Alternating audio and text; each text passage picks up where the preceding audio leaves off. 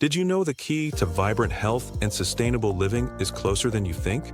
Welcome to the Nassau Health Food Store Organic Living Podcast, your weekly guide to Amelia Island's best-kept organic living secret.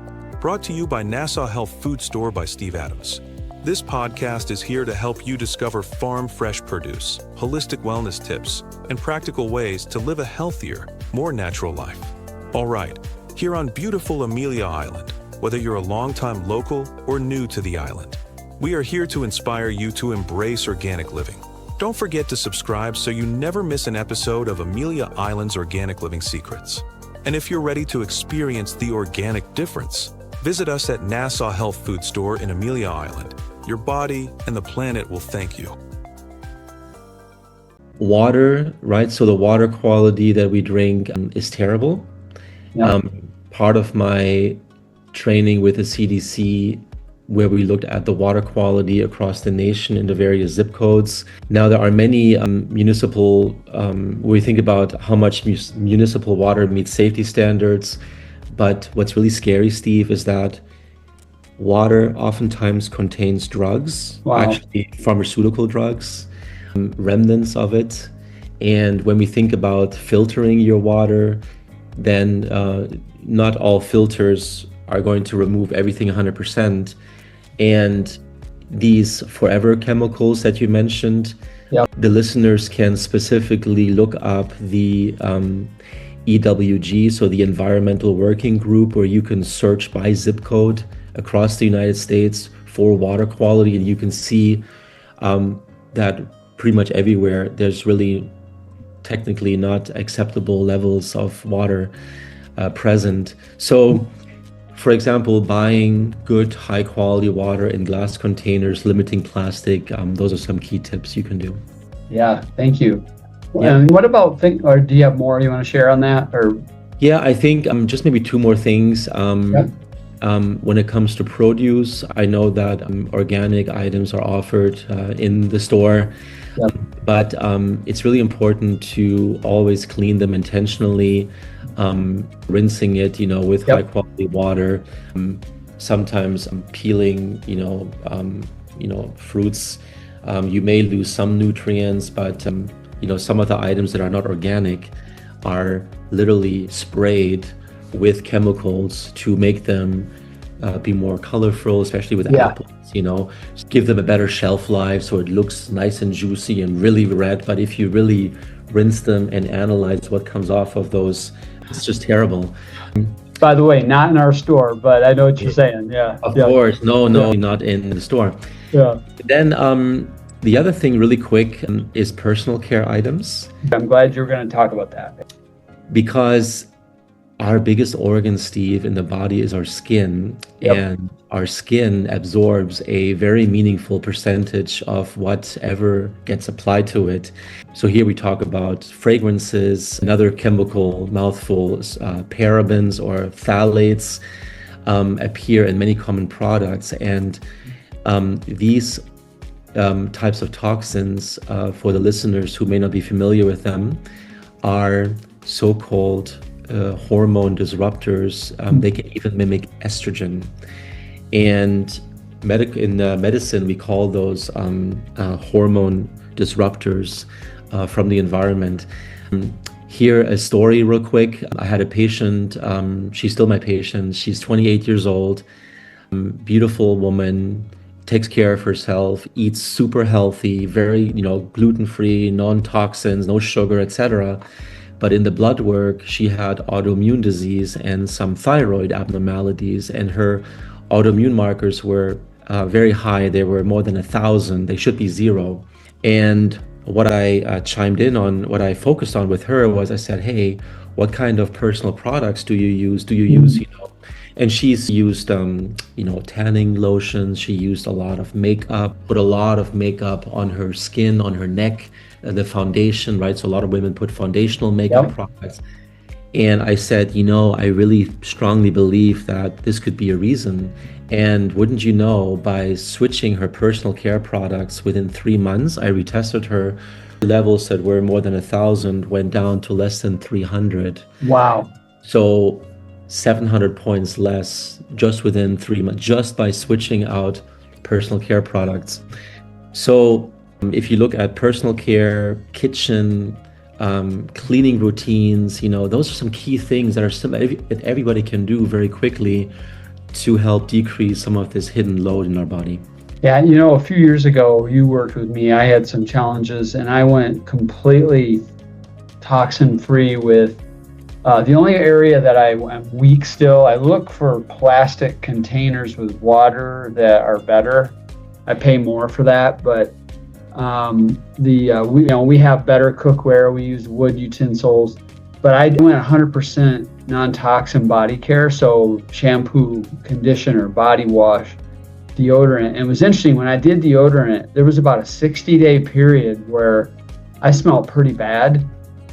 Even when I put that stuff on, because my body was detoxing. And after 60 days, it's really strange. I used to really need a lot. Now I barely need any. I can actually miss days and not use deodorant, and I don't need it as much. Yep. This is actually wonderful that you bring that up, because a lot of people, when they listen to stuff like this, podcasts like this, there's so much information. Yeah. But what a lot of people remember the most are stories. Yeah. And real world experiences, and here for the listeners, so my dad was a doctor for 40 years, and he always said that the body contains these filters, and our filters are our kidneys and also our liver, and of course our skin. And these filters, they get dirty, and over time the burden is real. When we look at these toxins, these are oftentimes fat soluble toxins, so they remain in the fat unless we help the body to help eliminate them. Yeah. And that's why when they come out of our body, they have to come out somewhere. So we pee them out, we poop them out, we sweat them out, and we breathe them out. So having bad breath, having some bad sweat, as we detox, I tell people, this is great, because it's coming out of your system. Right. So this totally makes sense. Well, and it's we at the store, we have literally, if you want to go toxin free, you can do it. We have multiple lines of makeup. We have hair coloring. We've got the toothpaste. We have the hair products, hair care products, body wash products, and we even have detox stuff in there too that people don't want to do it. But one of the things I learned too, though, it's important to work out and sweat. And I have you can buy for $500-600 now these portable saunas that you put in your garage. And I have one, and my wife and I use it every day, and we sweat vigorously. And that's also a way to detox, right? Yeah, I think you're right. And the thing is, what a lot of listeners also know, because a lot of listeners probably listen to other podcasts or, now have they have AI at their fingertips. But there's a lot of people who sell you all kinds of things and want to, make a quick dollar.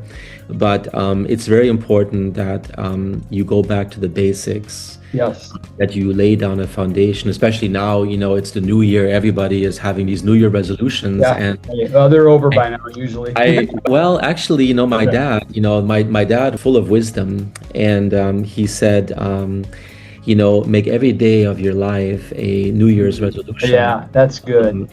Commit, to your body every day, because you're in charge of it. And I think, because we're, running out of a little bit of time here for this first episode, there will be many more episodes. Yes. But story, because people remember sort of the last thing from the podcast. The foundation that I want to put in people's minds is that I met this wonderful doctor out of Canada. He's a board certified toxicologist. His name is Dr. John Klein. Okay. He is now a bit older, but he gave this great analogy of, he's from Canada actually, and Canada and Germany, they always competed in the rowing. They had like these 8 people and they competed for gold and silver and bronze and everything. And one of his presentations that he shared with me many, many years ago that I've also used and adapted was that each rower represents something a person can do to minimize and reduce the toxic load and improve the ability to, filter it out. And the very first rower that I'm going to mention today, and then over the next couple of podcasts, I'll throw that in some more, but the first rower is we need to reduce the amount of exposure, because you can do all kinds of fancy things. You can sweat, you can exercise, etc., buy some supplements, or you need to reduce, you need to identify possible the contributions, right? So if you look at your kitchen, your cleaning supplies, the water we drink, ask yourself, am I really doing something good for myself? Or, could it potentially be harmful? And what can I do about it? And then make this one change, and then make sure that each day you improve by 1%. And by the end of the year, right, we should have improved 365%, so to speak. That's, I think. And then the other, just briefly mention, will be, how do we support the liver, the kidney? What kind of water are we drinking? How can we remove pesticides, for example? But reducing the exposure is key, number one. Yeah, and that's a commitment. It's like you said, your laundry detergent, your cleaning supplies in the kitchen, your bath, supplies. My wife and I have gone all on that, all of it. Like, it's all toxin-free. Your whole body care, that's a second big area. The food you eat, if you're eating clean food, that's going to help. And that's just ultra processed food and things like that. The water quality you talk about. And you know what? You can do this. Like, you just do it a little bit at a time and work at it. I think it's not difficult. Yeah, and it's not difficult. I think what's for some people is they don't know where to start. Yeah. And I think a good place to start is just asking yourself, how do you feel? Yes. Is there something I can do? And a lot of patients love when I tell them, here's what you can do. Yeah. Right. I mean, they really, really, really enjoy it. And then a final thought here, as we talked about the food, food and to avoid exposures. A lot of people have heard the sentence, we are what we eat.